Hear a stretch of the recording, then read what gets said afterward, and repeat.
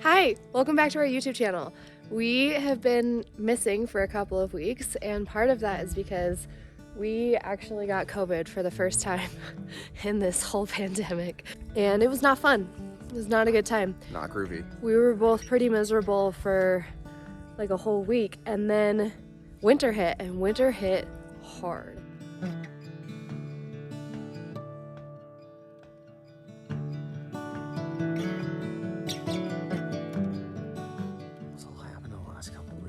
We got a roof. We did. We got a roof. The house got wrapped. We have about half of our windows installed on the house. We're missing some windows. They're going to be delivered soon. A front door or a garage door.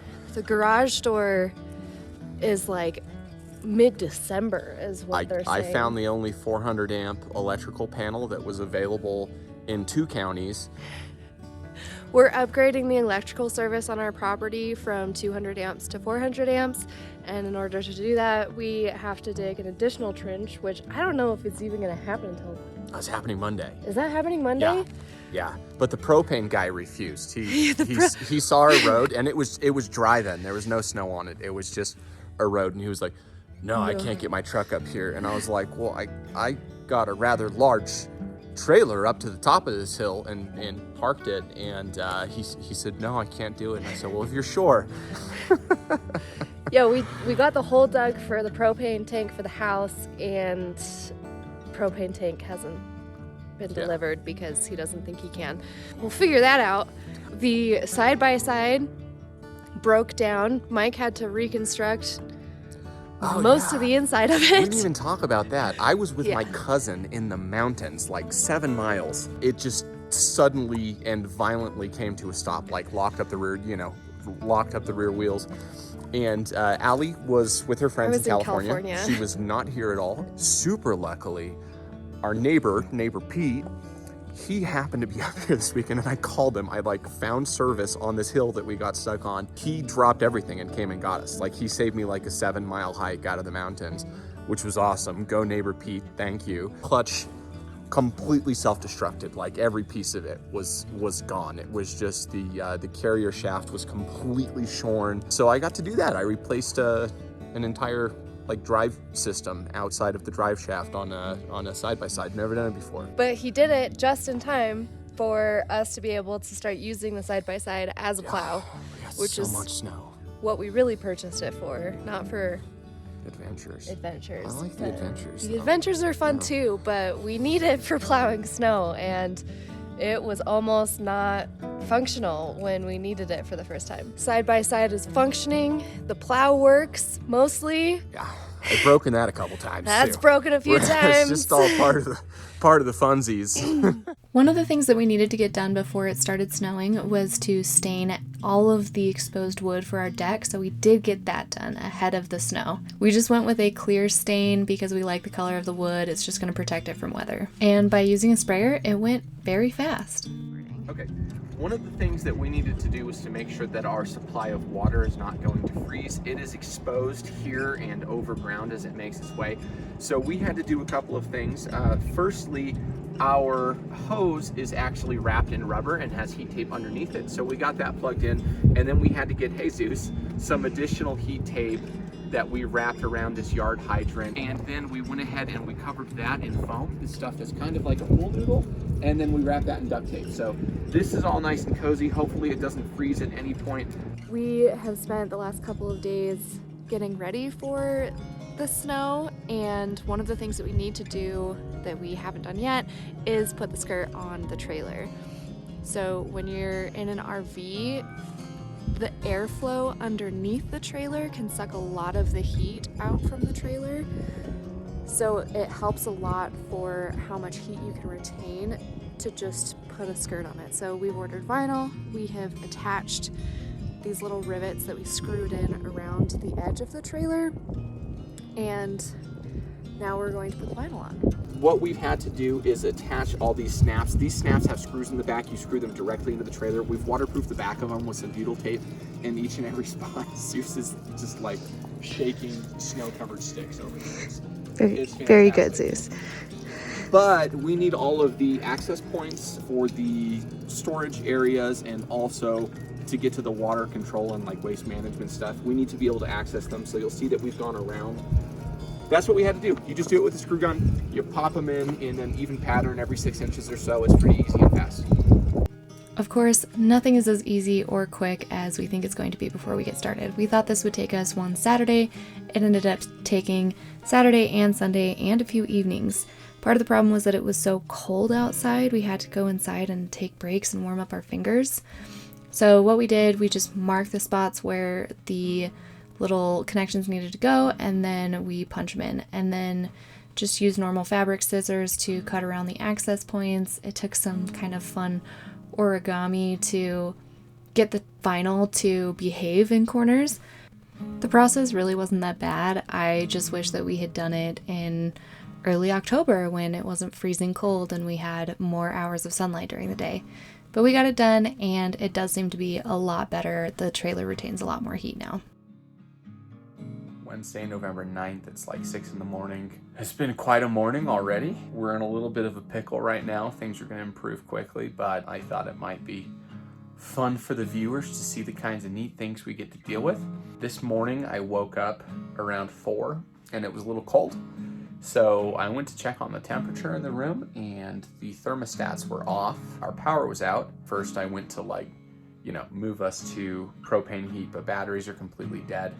I then checked Rocky Mountain Power and found out that we'd been operating on battery without knowing it since like 11 p.m. We'd gone to bed at like 10:30. So that meant that we had no power at all, not even to run like propane heat. So I went outside. We have a generator, and I got our generator running. Unfortunately, we only had a couple of hours of fuel for the generator. I then went out to our side-by-side to start plowing our road. I was good for like 25 minutes, and then I got our side-by-side stuck. We have like, I should have started this story by saying that we have, 18 inches of snow overnight, like just an absurd amount of snow. It's very heavy, and I eventually got the side-by-side stuck. I tried to dig it out, couldn't. I decided to try and use my truck to rescue it. The truck went almost nowhere. Immediately got the truck stuck like right in front of the garage, which is embarrassing and funny. But now I have run out of fuel, so the heat is off. We have no power, no way to get more gas. Even if I could get myself down to a gas station with our third vehicle, which is, I think I could get down there. I don't think I could get back. Even if we did do that, they couldn't pump any gas because they don't have power down there either. So we are sitting inside. I have turned on the propane stove, and the stove is just pumping heat into the kitchen, and we're hanging out in the kitchen. We've got some candles. I have no idea how to get the truck unstuck. I'm gonna have to go dig out that side-by-side so that we have some kind of transportation. I think the lessons we're learning here is that we need extra fuel for everything, chains for everything. We have like really aggressive tires on the truck and the side-by-side, and it's just in this kind of snow, it's just not enough at all with the slope that we have. So the side-by-side does like pretty good on its own, but when it's pushing snow, and we have to push the snow off the road, not just like away from the road, because otherwise it'll pile up and eventually the road will close in and the side-by-side's not heavy enough to push it. We've got some stuff to figure out, but we will keep you tuned on how this all resolves itself. He's unstuck. We did it!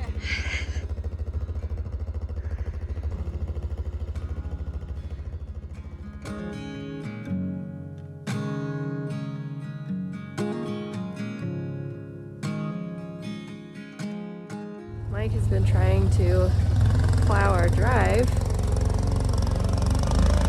and getting stuck and then unstuck and then getting stuck and unstuck. We can't go and get more fuel for our generator until the road is plowed.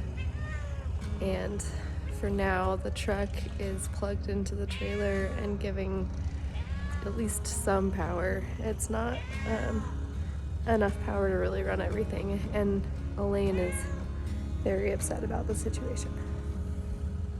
I'm sorry, Kitty. I can't do anything about the snow.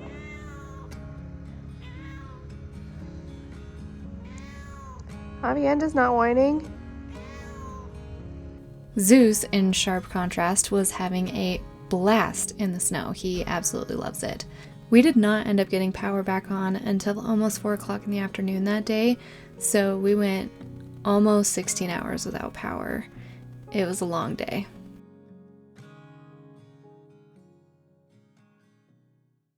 Today is a big day.